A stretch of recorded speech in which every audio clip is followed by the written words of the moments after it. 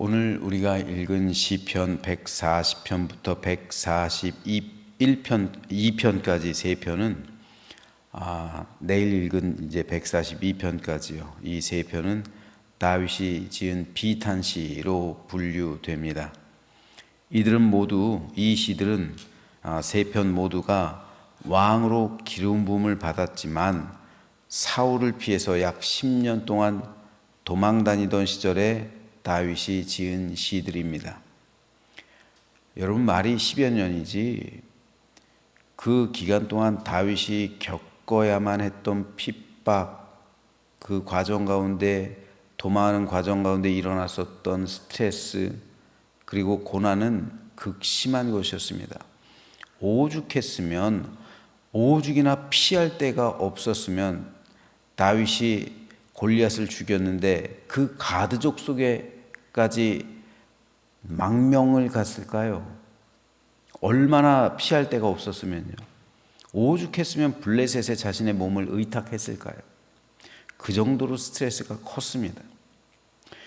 게다가 다윗은 사울을 2번이나 살려줬잖아요. 하지만 사울은 끝까지 다윗을 찾아다니며 죽이려 했어요. 10여 년이 넘도록 결국 사울이 그 세 아들과 함께 블레셋 군대에 의해서 죽임당하죠. 그때 끝난 거예요. 그때 도망자 생활이. 그런데 이때 절박하고 억울했던 마음을 다윗은 시로서 간절히 하나님께 호소하고 있어요. 이때 지은 다윗의 시들이 상당히 많습니다. 그래서 어제 읽었던 시편 139편에서 다윗은 의인과 악인을 비교하면서 의인인 자신을 구원해 달라는 간구를 하나님께 드렸던 겁니다. 그리고 오늘 우리가 읽은 시편 140편 그리고 이어지는 141편에서 다윗은 악인들의 악행에 대해서 구체적으로 고발하고 있어요. 오늘은 시편 140편을 살펴보려고 하는데 시편 140편은 크게 네 문단으로 나눌 수가 있습니다. 5절까지는 악인들의 극악스러운 강포를 고발하면서 하나님의 보호를 간구하고 있습니다. 6절과 7절은 과거 여호와로 말미암은 구원의 회상을, 8절에서 11절은 악인들의 소원과 음모의 좌절 및 악인들에 대한 심판을 간구하고 있고요. 12절, 13절은 여호와의 공의와 의인 구원에 대한 신앙 고백을 하고 있습니다. 다윗은 시편 140편에서 자신을 위협하고 있는 악인들을 세 가지 단어로 묘사를 하고 있어요. 첫째는 전쟁, 둘째는 독사, 셋째는 올무, 그리고 그물입니다. 함정이라고도 하고요. 즉 악인들은 전쟁하기를 좋아하는 자들이고 피 흘리기를 좋아하는 자들이라는 거죠. 쓸데없이 피 흘리는 것을 좋아하는 자들. 전쟁이 뭡니까? 남의 피를 흘려서 그에게 있는 것을 빼앗는 것. 이게 전쟁이잖아요. 피 흘리고. 그래서 남의 것을 갈취하는 것을 좋아하는 자들이고, 말하는 것이 독사 같은 자들이고, 올무, 그물, 함정을 파놓아서 사람을 잡으려 하는 자들이라는 말입니다. 특별히 다윗은 악인들의 이 세 가지 특성 가운데 두 번째 특성에 대해서 이렇게 말합니다. 뱀같이 그 혀를 날카롭게 하니 그 입술 아래에는 독사의 독이 있나이다. 여기서 다윗은 악인들의 말하기의 특성, 우리는 모두 말을 하면서 살잖아요. 오늘 하루도 말을 하잖아요. 그렇죠? 수많은 말을 하는데 이 악인들의 말하기와 의인들의 말하기가 달라요. 다윗은 악인들의 말하기의 특성을 두 가지로 말해요. 첫째는 악인들의 말하기는 날카롭다는 거예요. 날카롭다는 것은 말하는 것이 칼처럼 다른 사람들의 마음을 찌르고 베어서 그 마음에 상처를 주고 나아가 그 심령을 죽게 한다는 거예요. 하나님께서 사람을 창조하실 때 짐승들과 가장 크게 구별되게 만든 것 중 하나가 바로 말하기입니다. 짐승들이 말을 합니까? 짐승들이 대화를 하나요? 아니잖아요. 짐승들은 행동과 몸짓으로 자기들의 의사를 표현하지 말과 대화로 사람처럼 의사소통을 하거나 그리고 자신들의 어떠한 표현을 하는 것이 아니잖아요. 오직 사람만이 말로써 의사소통을 하고 대화로서 관계를 맺으며 살아갑니다. 따라서 사람의 말하기는 상대방을 배려해야 하고 최대한 완곡하고 부드러워야 하고 남이 들을 때 언짢게 하거나 기분 나쁘게 들리거나 무시하거나 자기 주장만 하거나 함부로 말하는 것을 조심해야 하는 거예요. 이게 사람의 말하기의 특성이에요. 하나님께서 창조하실 때 하나님은 그렇게 말하기를 허락해 주신 거예요. 그런데 남들을 조롱하고 비난하고 모욕하고 욕설이나 저주를 하는 것, 이런 게 바로 날카로운 말들이라는 거예요. 사람들의 말을 후벼 파는 거예요.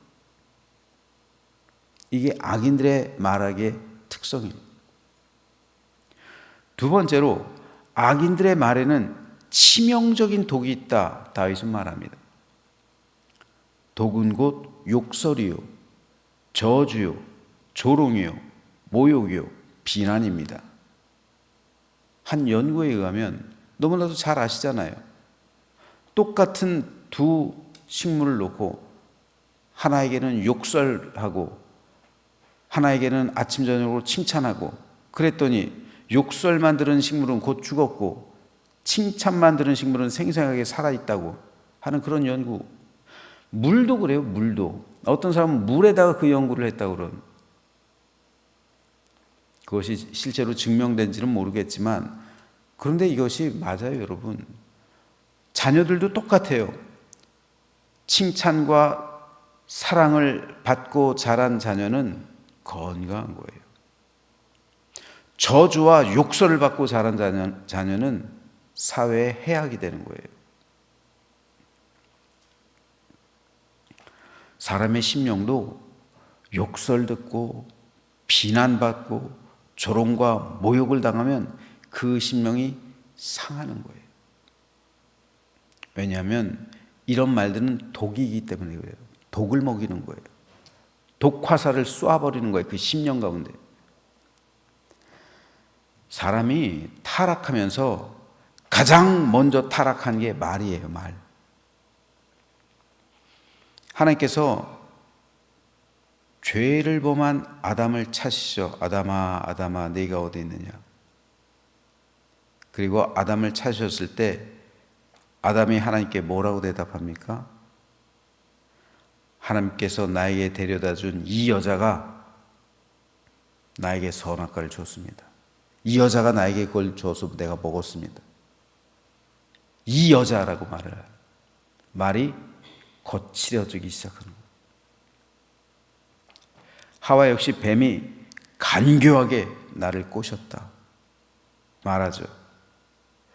타락한 아담과 하와에게서 일어난 첫 번째 변화는 말의 변화예요. 말이 거칠어지기 시작하는 거예요. 누군가를 비난하기 시작한 거예요. 책임을 돌리기 시작하는 거예요. 부드러웠던 말, 은혜스러웠던 말, 은쟁반의 금사와 같이 아름답고 복된 말들을 아담과 하와는 사용했었어요. 그런데 타락하면서 그들의 말이 변한 거예요. 말의 변화가 가장 먼저 있었던 타락한 인간의 변화예요.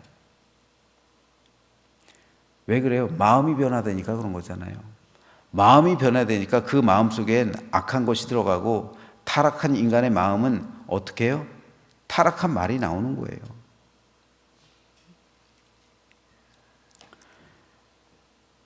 그렇기 때문에 구원받은 그리스도인은 가장 먼저 말이 변해야 되는 거예요. 언어 습관이 변해야 되는 거예요. 여러분, 굉장히 중요합니다. 우리도 구원받기 전에는 세속적인 말을 해요. 상스러운 말을 합니다. 거친 말을 사용했어요. 날카로운 말, 독이 가득한 말을 사용하며 살아갔어요. 그래서 말로 남들에게 상처를 주고 남들을 죽이는, 그러면서도 아무렇지도 않게 생활했단 말이에요. 여러분, 폭력으로만 사람을 죽이는 게 아니에요. 사람은 얼마든지 말로써 다른 사람을 죽일 수 있어요. 그리스도인이 된다는 것은 하나님의 형상을 회복하는 거죠. 타락 이전의 상태를 되찾는 거예요. 이것이 의미하는 것이 뭡니까? 우리의 말도 변해야 되는 거예요. 구원받은 사람은 반드시 언어 생활의 변화가 일어나야 하는 겁니다. 이건 필수적인 거예요. 그래서 하나님께서 사람을 창조하실 때의 부드러움, 관용, 순결, 진실, 아름답고 축복된 말을 사용해야 되는 거예요. 그 말로써 다른 사람에게 용기를 주고 격려해 주고 위로해 주고 다른 사람의 영혼을 살리고 구원받게 하는데 내 말을 사용하는 겁니다. 안타까운 사실은 천국 공동체라 불리는 교회에서조차 말을 함부로 하는 사람이 있어요. 날카로운 말, 독을 품은 말을 함부로 한다는 말이에요. 있어선 안 될 일이에요. 적어도 교회에서는요. 왜요? 천국 공동체잖아요. 천국에서 어떻게 뱀의 말을 해요? 우리가 가야 할 그 천국에서 어떻게 뱀처럼 날카로운 말, 독을 품은 말이 있을 수가 있겠어요? 그럴 수 없는 거예요. 그것은 구원받지 못한 증거가 되는 거예요. 구원받지 못한 사람이 교회 리더가 되면 끔찍한 일이 벌어지는 거예요. 그럼요. 구원받지 못한 사람이 담임 목사가 되면 말로써 성도를 죽이는 거예요. 구원받지 못한 사람이 장로, 권사, 집사, 임직자가 되면 말로써 교인들을 죽이면서 다니는 거예요. 그럼 그 교회 어떻게 되겠습니까? 독을 가지고 그 사람들의 심령을 그냥 독화살을 쏴대고 날카로운 말로 그 칼로 사람들의 마음을 후벼 파는데, 그 심장을 후벼 파는데 이걸 어떻게 견뎌요? 그럴 수가 없는 거예요. 그런데 다윗이 날카롭게 말하며 입술에 독을 품고 있는 자들을 가리켜 뭐라고 말합니까? 악인들이라고 말하잖아요. 구원받지 못한 사람들이라고 말하는 거예요. 그러면서 악인들을 심판해달라는 시가 시편 140편이에요. 그러므로 우리가 진정으로 구원받았다면 구원받은 사람답게 천국 시민답게 말하는 법을 배워야 해요. 오늘 설교를 준비하면서 제가 생각해 봤더니 한국교회에서 그리스도인답게 말하는 법을 가르치는 교회가 없어요. 여러분, 그런 거 배워보셨어요? 구원받은 사람은 이제부터 어떻게 말하며 살아가야 합니다. 이거 배워보신 적 있나요? 따지고 봤더니 저도 어렸을 때부터 신앙생활 했지만 교회에서 말하는 법, 세상에서 말하는 법을 배운 적이 없어요. 말하기는 어떤 때 배워요, 여러분? 우리가 이 세상에 태어나면 엄마 아빠한테 말하기를 배우는 거예요. 엄마가 말하는 말투, 아빠가 말하는 말투를 그대로 아이들이 모방을 하는 거예요. 그럼 우리는 다시 태어난 사람들이잖아요. born again, 중생한 사람, 구원받은 사람은 중생, 다시 태어난 사람이잖아요. 그럼 다시 태어났으면 하늘의 자녀로 다시 태어났잖아요. 그럼 우리는 말하기를 배워야 되잖아요. 물론 천국에 가면 하나님으로부터 말하기를 직접 배우겠죠. 내 안에 있는 성령으로부터 우리는 말하기를 배워야겠죠. 예수 그리스도의 인격과 그 성품과 말하기를 배워야겠죠. 그런데 누구를 통해서 배워요, 그걸? 부끄럽습니다. 담임 목사를 통해서 배우는 거예요. 장로님들을 통해서 배우는 거예요. 권사님들을 통해서 배우는 겁니다. 집사님들을 통해서 배워야 돼요. 그런데 우리는 그것을 가르치질 않아요. 왜요? 내가 그런 말을 하면서 살질 않으니까요. 내 입에서 나오는 말이 날카로운 말이니까요. 내 입에서 나오는 말이 독을 품은 말이니까요. 그래서 다른 사람의 마음을 아프게 하고, 다른 사람의 마음을 칼로 베고, 다른 사람을 찌르고, 다른 사람에게 독화살을 쏴도 아무렇지도 않으니까요. 오히려 속 시원하다고 생각하니까요. 아니요. 그래서는 안 됩니다. 그건 구원받은 사람의 특성이 아닙니다. 구원받은 사람은 가장 먼저 말하기가 변해야 합니다. 그래서 은쟁반의 금사과 같이 아름다운 말, 부드러운 말,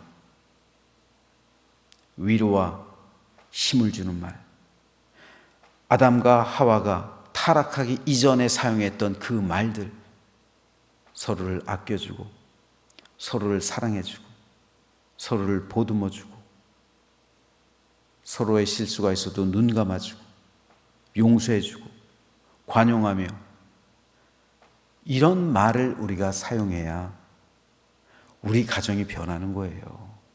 여러분 잘 아시잖아요. 부부가 큰 걸로 싸우는 게 아니에요. 부주의한 말 한마디, 툭 던지는 말 한마디가 그 사람의 심장을 후벼 파는 거예요. 교회에서 뭐 큰 문제로 싸우는 게 아니에요. 함부로 말하는 그 말 한마디가 사람들 사이 분쟁의 원인이 되는 겁니다. 그러므로 우리는 말하는 법을 배워야 하고 말하는 법을 가르쳐 주어야 합니다. 그러므로 저로부터 시작해서 우리 장로님들, 권사님들, 집사님들, 이제부터 먼저 말하는 법을 하나님께, 우리 주님께 성령의 마음으로 배우시길 바랍니다. 그리고 그 말하기를 후배들에게, 신앙의 후배들에게, 우리 자녀들에게 가르쳐 주시길 바랍니다. 말하기를 배워야 돼요. 그래서 아직 신앙이 성숙하지 않은 성도가 날카로운 말 할 수 있죠. 독을 품은 말 할 수 있어요. 하지만 그때 그렇게 말하는 게 아니야. 구원받은 사람은 부드럽고 은혜스럽고 은쟁반의 금사같이 다른 사람에게 사랑과 기쁨을 전해주는 말을 해야 돼. 이렇게 가르쳐줘야 돼요. 내가 먼저 앞장서가지고 막 날카로운 말하고 독을 품은 말하고 그런 말하면 안 되는 거예요. 그래서 오늘 본문에 보면요, 11절에 보면 악담하는 자는 세상에서 굳게 서지 못합니다. 이게 악인들의 특성이기 때문에요. 그래서 141편 3절에서도 보면 여호와여 내 입에 파수꾼을 세우시고 내 입술의 문을 지키소서. 침묵이에요, 침묵.